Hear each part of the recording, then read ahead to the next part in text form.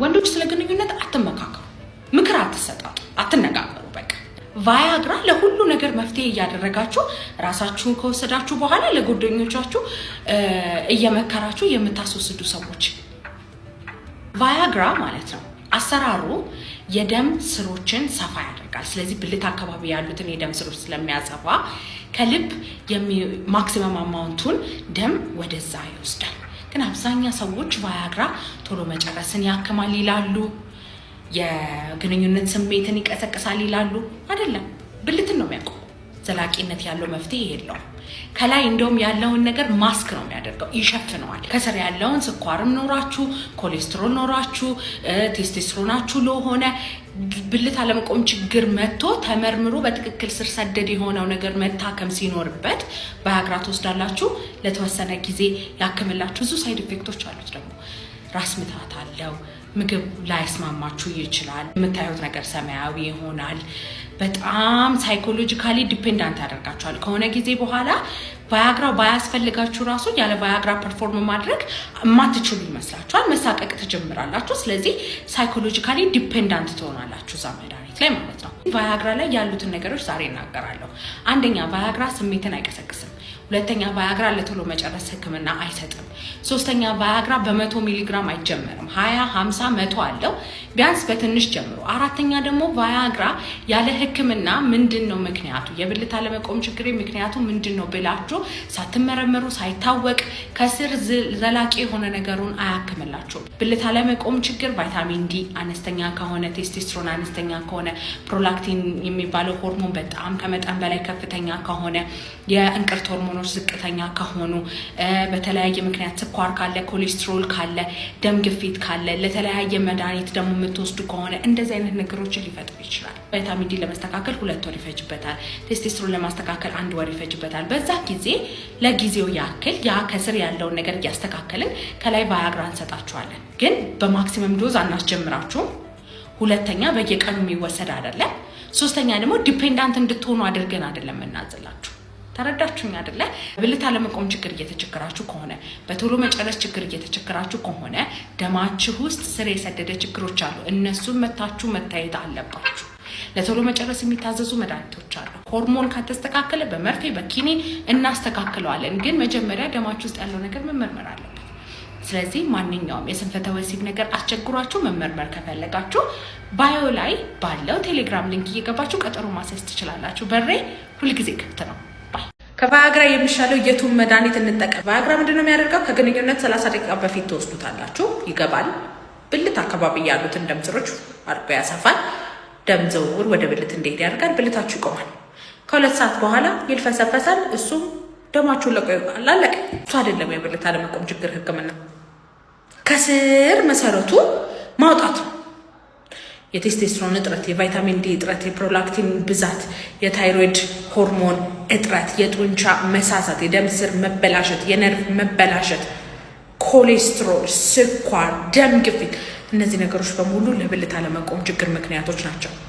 እነሱን አስተካክለን ከስር መሰረቱ ነቅለን ያለውን ችግር ምርመራ አድርገን ማስተካከል እንችላለን። ቫያግራ ተደጋጋሚ ከመጠቀም ይልቅ ባዮ ላይ ባለው ስልክ ቁጥር ትደውላላችሁ፣ ቀጠሮ ታስይዛላችሁ፣ ትመጣላችሁ።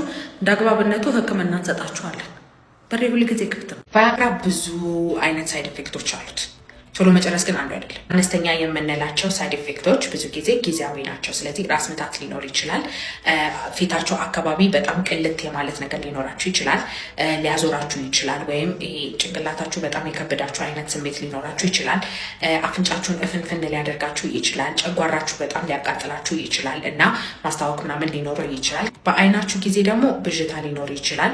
ብርሃን በጣም ሴንሲቲቭ ልትሆኑ ትችላላችሁ። ሰው ብርሃን ሊያስጠላችሁ ይችላል። ከዛ የምታዩት ነገር ይሄ ሰማያዊ ቀለም ሊሆን ይችላል ማለት ነው።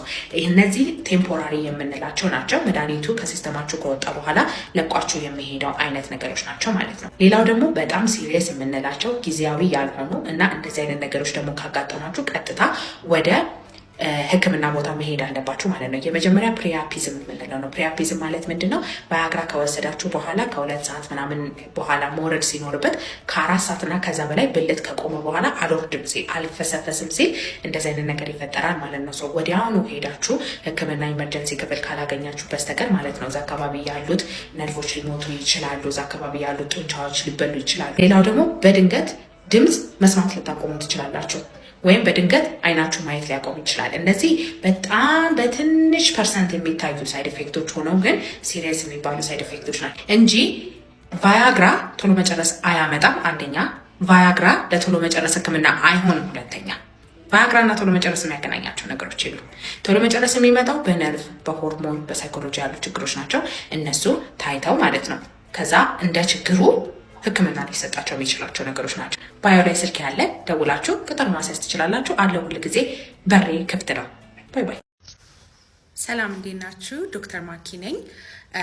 ዛሬ ብዙ ፔሸንቶችን እያየው ነበር በስንፈተ ወሲብ ምክንያት የመጡትን እና ብዙዎች ሲታዩ ከስር ከደማቸው በጣም ብዙ ችግሮች እንዳሉ ነው ያወቅነው እና የስንፈተ ወሲብ ኖሯችሁ በተለይ ደግሞ የብልት አለመቆም ችግር እያስቸገራችሁ ብዙ ጊዜ ቫያግራ ወይም ሲልደናፊል እየወሰዳችሁ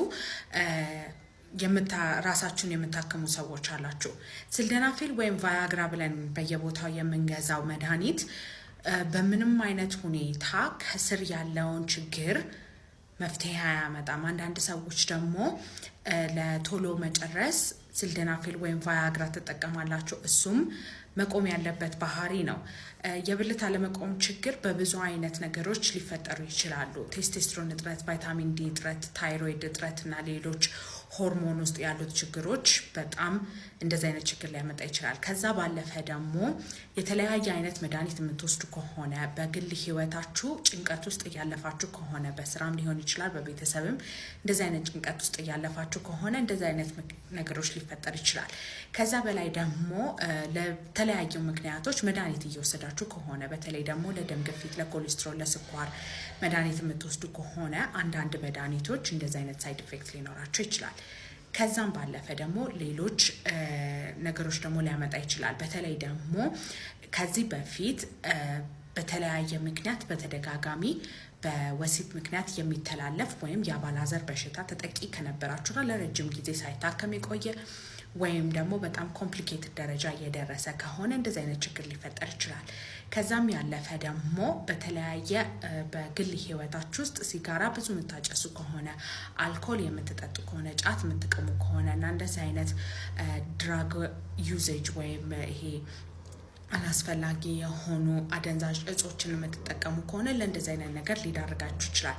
አንዳንድ ደግሞ ላይፍ ስታይሎች አሉ። በተለይ ደግሞ ክብደታችሁ በጣም ከፍ ያለ ወንዶች ከሆናችሁ በተለይ ደግሞ ሆዳችሁ አካባቢ ወይም ቦርጫኳችሁ አካባቢ ከፍተኛ የሆነ ክብደት ካላችሁ እሱ ብዙ ጊዜ ወንዶች ውስጥ ያለውን የኤስትሮጅን መጠንን ከፍ ስለሚያደርግ ቴስቴስትሮን ስራው ሊቀንስ ይችላል። ብዙ አይነት ወንዶች መጥተው ተመርምረው ብዙ አይነት ህክምናዎች ጀምረዋል እና አብዛኞቹ የመጡ የሚመረመሩት ወንዶች በእንደዚህ አይነት ጉዳይ አላቸው ችግር። ሆርሞናቸው ላይ ችግሮች አግኝተናል፣ አመጋገባቸው ላይ ችግሮች አግኝተናል፣ ላይፍ ስታይላቸው ላይ ችግሮች አግኝተናል እና ብልት መቆም ችግርን ወይም የቴስቴስትሮንን ችግርን ሊያስተካክሉ የሚችሉ ምግቦችን አስተካክልንላቸዋል። መድኃኒት ጀምረዋል። ሆርሞን የሚስተካከል ካለ እሱን ማስተካከል ጀምረናል እና ቀጠሮ እየያዝኩኝ ነው። እየገባችሁ አስይዛችሁ የግንኙነት ህይወታችሁን ጤናኛ ማድረግ ትችላላችሁ። የማይታከም በሽታ አይደለም። ብዙ ሰዎች የማይታከም ይመስላችኋል እና በሀገራችን ባህል ደግሞ ይህን ነገር ያለባቸው ወንዶች በግልጽ ከጓደኞቻቸውም ከቤተሰቦቻቸውም ጋር እንዳያወሩ ባህላችንም ሆነ አካባቢያችን የማሸማቀቅ ባህሪ ያለው፣ ግን ይሄ ነገር ሐኪሞች ጋር መታችሁ መታከም የሚችልና መታየት የሚችል ነገር ነው። ስለዚህ ቀጠሮ ማስያዜን እንደቀጠልኩኝ ነው። እየገባችሁ ቀጠሮ ማስያዝ ትችላላችሁ እና ህክምና የሌለው ችግር የለም። መታችሁ መታከም ትችላላችሁ። Bye.